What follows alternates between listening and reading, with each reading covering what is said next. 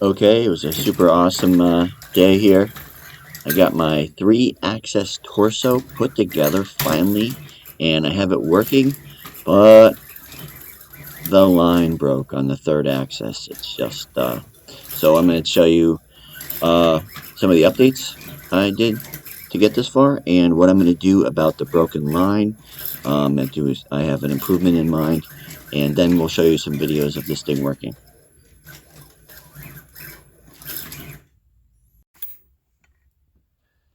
Okay, here's an up-to-date shot of the segment that holds ribs. It's kind of triangular in shape. Got a couple of those new ones made.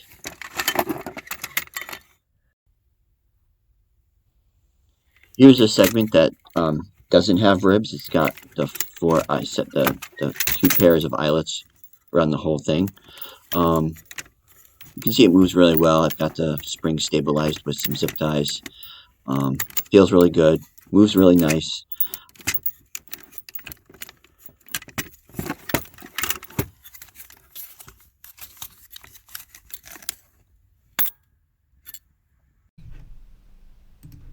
Okay, as I said before, I'm going to be adding an eyelet bearing to the eyelets on my torso, where the pull lines, the control lines, pull through the eyelets. There's no bearings right now, and what happened during my test is that the line broke. I suspected that might happen. I was hoping it wouldn't, but I wanted to take a second here. And it's pretty straightforward to put bearings where those control lines are, but there is a little snag that can happen, and I'm going to show you a secret ingredient I'm going to put in so that I'm hoping that they work a little better. So let's pull this stuff away and take a look at this. Is basically what the hole is going to look like in the eyelets. I'm going to have this pass through for the control line, and I'm going to put this box in. It's going to have the same pass through, and that's going to bolt on with some countersink screws.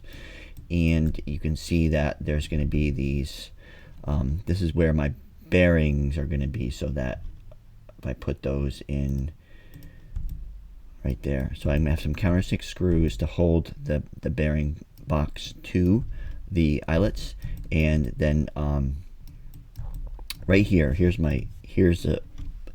where this is going to pass through. And if you don't have the perfect alignment here between your bearings and the side of the box, or if there's any back and forth slop in your bearings, and they're allowed to leave a little space in between them, then what will happen is your control line will get snagged up in one of those. It'll actually go past the bearing surface, and it'll get caught up in between the bearings, or caught up in between the wall of the box and the bearing side, and it'll just rip up your line again, and your bearings won't do any good. So I have a secret ingredient here. I'm going to use these plates, this buffer plates. I'm going to pull away everything else so you can kind of see what they look like.